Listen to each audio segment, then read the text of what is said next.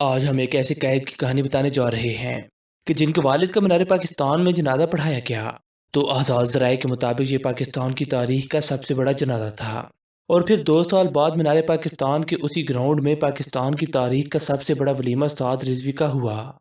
کیا آپ جانتے ہیں تحریک لبیک پاکستان یعنی TLP کے سربراہ سعد حسین رضوی کی اصل طاقت کیا ہے، ان کا ماضی کیسا رہا، اور علامہ خادم حسین رضوی المشہور امیر المجاہدین کی زندگی میں سعد حسین رضوی میڈیا سے کیوں دور رہتے تھے، اور سعد حسین رضوی پر نشہ کرنے کے الزامات کی حقیقت کیا ہے؟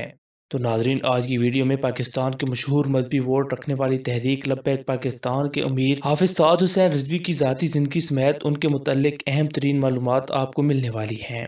لیکن ویڈیو کے باقاعدہ آغاز سے قبل آپ سے التماس ہے کہ ہمارے چینل مسٹر جاد کو سبسکرائب کر لیجئے تاکہ ایسی مزید ویڈیوز بھی آپ کو دیکھنے کو مل سکیں۔ تحریک لبیک پاکستان کے امیر حافظ سعد حسین رضوی بنیادی طور پر ضلع اٹک کی تحصیل پنڈی کھیب کے ایک گاؤں کے رہنے والے ہیں، اور ان کا تعلق علوی عوان برادری سے ہے۔ ان کے والد علامہ خادم حسین رضوی تحریک لبیک کے بانی تھے، جبکہ ان کے دادا لال خان زمینداری کے پیشے سے وابستہ تھے۔ علامہ خادم حسین رضوی کی 90 کی دہائی کے شروع میں اپنے چچا کی بیٹی سے شادی ہوئی تھی۔ ان کے بڑے بیٹے کا نام سعد حسین رضوی، جبکہ چھوٹے صاحبزادے کا نام انس حسین رضوی ہے، جبکہ سعد اور انس کی 2 بہنیں بھی ہیں۔ سعد حسین رضوی کی پیدائش تو اٹک کے گاؤں نکتوت میں ہوئی، لیکن انہوں نے اپنا بچپن اور لڑکپن لاہور شہر میں گزارا۔ ان کے والد کئی مساجد میں امامت و خطابت کی ذمہ داریاں نبھاتے رہے، اور مسجد سے ملحق ہی انہیں گھر بھی دیا جاتا تھا۔ سعد حسین رضوی نے ابتدائی تعلیم لاہور کے ایک نجی تعلیمی ادارے رائل گرامر ہائی اسکول سے حاصل کی۔ بعد ازاں وہ اپنے والد کے قائم کردہ مدرسہ سیدنا ابو ذر غفاری میں پڑھنے لگے۔ حفظ القرآن مکمل کر لینے کے بعد سعد حسین رضوی نے 1 سال تک قرات و تجوید کا کورس کیا، اور پھر انہوں نے درس نظامی میں داخلہ لے لیا۔ بتایا جاتا ہے کہ حافظ سعد حسین رضوی نے 2 سال کے قلیل عرصے میں قرآن پاک حفظ کیا تھا۔ سعد رضوی لاہور کے مختلف مدارس دینیہ میں زیر تعلیم رہے۔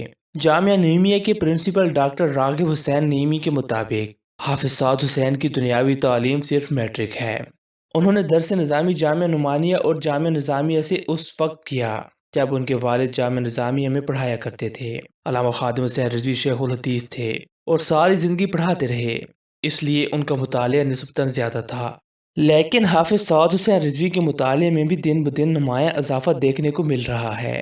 اپنے والد علامہ خادم حسین رضوی کے وقت حافظ سعد حسین رضوی پس پردہ رہے، حالانکہ کانفرنسز اور تقریبات کے مکمل انتظامی امور سعد حسین رضوی کی زیر نگرانی مکمل ہوتے رہے، لیکن سعد حسین رضوی نے خود کو کیمرے کی آنکھ سے سیٹ پر رکھا۔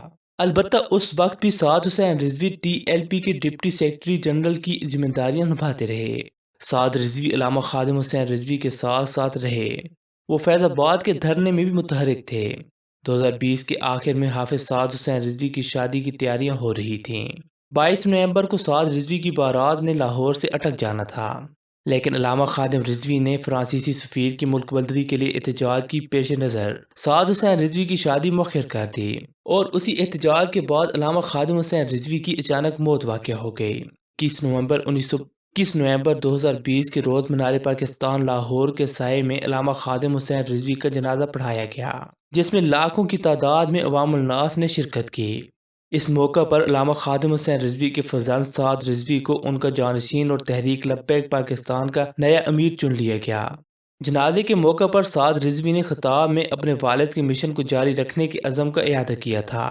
اگرچہ سعد رضوی کو شورا کے مشورے سے امیر بنایا گیا تھا، تاہم تحریک لبیک کے بانی رکن اور علامہ خادم حسین رضوی کی دیرینہ ساتھی پیر افضل قادری اس فیصلے سے ناخوش نظر آئے۔ اس موقع پر پیر صاحب نے اپنے انٹرویو میں تحریک لبیک پاکستان کے نو منتخب سربراہ حافظ سعد حسین رضوی کی ذاتی زندگی کے حوالے سے کئی دعوے کیے۔ TLP کے سرپرست اعلیٰ اور بانی پیر افضل قادری نے ایک ویڈیو میں دعویٰ کیا کہ سعد حسین رضوی حافظ نہیں ہیں۔ پیر افضل قادری نے اس کے علاوہ بھی سعد رضوی پر سنگین الزامات لگائے۔ پیر صاحب نے تو یہ تک کہہ دیا کہ سعد حسین رضوی تو نشہ کرتا ہے، تو دوسری جانب تحریک لبیک پاکستان کی شورا کی جانب سے یہ بیان سامنے آیا کہ پیر افضل قادری کی باتوں پر بھروسہ نہیں کیا جانا چاہیے، کیونکہ انہوں نے پارٹی کو ایک ایسے وقت میں چھوڑا جب ان کے بیانات کی وجہ سے پارٹی بہت سخت کریک ڈاؤن سے گزر رہی تھی۔ ایک غیر ملکی نیوز ایجنسی سے بات کرتے ہوئے تحریک لبیک پاکستان کے ایک عہدیدار کا کہنا تھا کہ سعد حسین رضوی نے پورے تنظیمی ڈھانچے کو بدلا اور جب پارٹی پر برا وقت آیا تو کارکنان کے ساتھ کھڑے رہے۔ انہوں نے ہر سطح پر اپنی صلاحیتوں کا لوہا منوایا، جس کی وجہ سے شورا اس بات پر قائل ہوئی کہ انہیں امیر منتخب کیا جانا چاہیے۔ بہت کم لوگ ہی جانتے ہیں کہ لبیک لبیک لبیک یا رسول اللہ صلی اللہ علیہ وآلہ وسلم نعرے کے خالق بھی سعد حسین رضوی ہیں۔ علامہ خادم حسین رضوی کی طرح ان کے صاحبزادے سعد حسین رضوی بھی اپنی تقاریروں میں پنجابی زبان کا استعمال کرتے رہتے ہیں۔ انہیں بھی مولانا رومی، حافظ شیرازی، اکبر الہ آبادی اور علامہ اقبال رحمۃ اللہ علیہ کے اردو اور فارسی کے سینکڑوں اشعار یاد ہیں، جنہیں وہ اپنی تقاریر میں دہراتے رہتے ہیں۔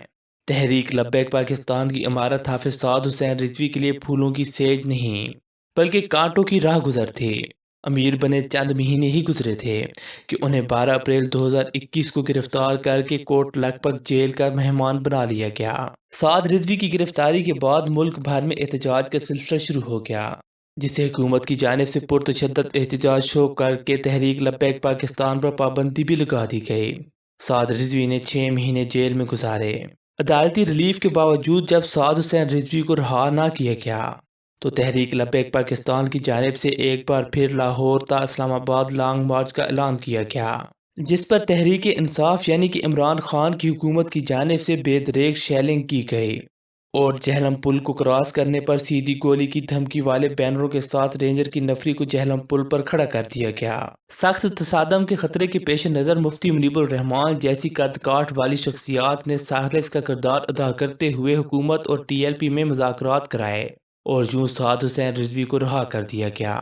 6 ماہ کی جیل کاٹنے کے بعد حافظ سعد حسین رضوی کے محبین اور ان کے عقیدت مندوں نے پہلی بار حافظ سعد حسین رضوی کو علامہ خادم حسین رضوی کے پہلے عرس کے موقع پر دیکھا، اور یہی وجہ تھی کہ علامہ خادم حسین رضوی کے پہلے عرس کے موقع پر لاتعداد محبین اور عقیدت مندوں نے علامہ خادم حسین رضوی کے پہلے عرس میں شرکت کی۔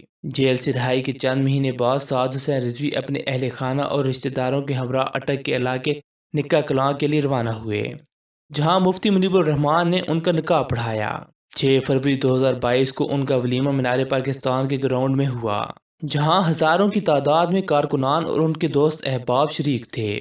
اب بات کر لی جائے حافظ سعد حسین رضوی کی سیاست کی، تو ان کی قیادت میں ٹی ایل پی نے آئندہ الیکشن میں ملک بھر سے اپنے امیدوار لانے کا اعلان کیا ہے۔ یہاں آپ کو یہ بھی بتاتے چلیں کہ علامہ خادم حسین رضوی کی تحریک لبیک پاکستان نے 2018 کے عام انتخابات میں بھی حصہ لیا اور سندھ اسمبلی سے 2 نشستیں حاصل کیں اور مجموعی طور پر پورے ملک سے 22 لاکھ ووٹ حاصل کیے۔ اس الیکشن میں تحریک لبیک پاکستان نے مجموعی طور پر 22,34,316 ووٹ حاصل اور چوتھی بڑی سیاسی جماعت ابھر کر سامنے آئی۔ وہ پنجاب میں ووٹ بینک کے لحاظ سے تحریک انصاف اور مسلم لیگ نواز کے بعد تحریک لبیک پاکستان تیسرے نمبر پر تھی۔ ان کے کئی امیدواروں نے اچھے خاصے ووٹ حاصل کیے۔ قومی اسمبلی کی کوئی ایک سیٹ بھی نہ جیت پائے۔ آپ جانتے ہوں گے کہ 25 ستمبر کو قومی اسمبلی کے 9 حلقوں میں ہونے والے ضمنی انتخابات میں تمام سیٹوں پر عمران خان خود الیکشن لڑے۔ تب یہ افواہیں بھی اڑائی گئیں کہ ان 9 حلقوں میں عمران خان کے مد مقابل سعد حسین رضوی الیکشن لڑیں گے اور پی ڈی ایم کی تمام جماعتیں سعد حسین رضوی کو سپورٹ کریں گی، لیکن یہ محض افواہیں تھیں اور سعد حسین رضوی نے اپنے نومینیشن پیپر تک جمع نہیں کرائے۔ اب تمام نظریں سعد حسین رضوی پر ہیں کہ 28 سالہ نوجوان کیا علامہ خادم حسین رضوی کی عظیم الشان تحریک لبیک پاکستان کو سنبھال پائے گا؟ کیا وہ علامہ خادم حسین رضوی کے لیے ہوئے 22 لاکھ ووٹوں کو سنبھال پایا ہے؟ کیا وہ 22 لاکھ ووٹوں کو برقرار رکھ پائے گا یا اس سے بھی کافی زیادہ ووٹ حاصل کرے گا؟ یہ آپ کو آنے والے چند ماہ میں پتہ چل جائے گا۔ ناظرین، ہم امید کرتے ہیں آپ کو یہ معلوماتی ویڈیو ضرور پسند آئی ہوگی۔ اگر یہ ویڈیو پسند آئی ہے تو اس ویڈیو کو لائک کرنے کے ساتھ ساتھ اپنے دوستوں کے ساتھ شیئر بھی ضرور کیجیے تاکہ آپ کو ایسی مزید ویڈیوز بھی دیکھنے کو مل سکیں۔ اور اسی کے ساتھ ہی ہمیں اجازت دیجیے، ملتے ہیں اگلی ویڈیو میں، تب تک کے لیے اللہ حافظ۔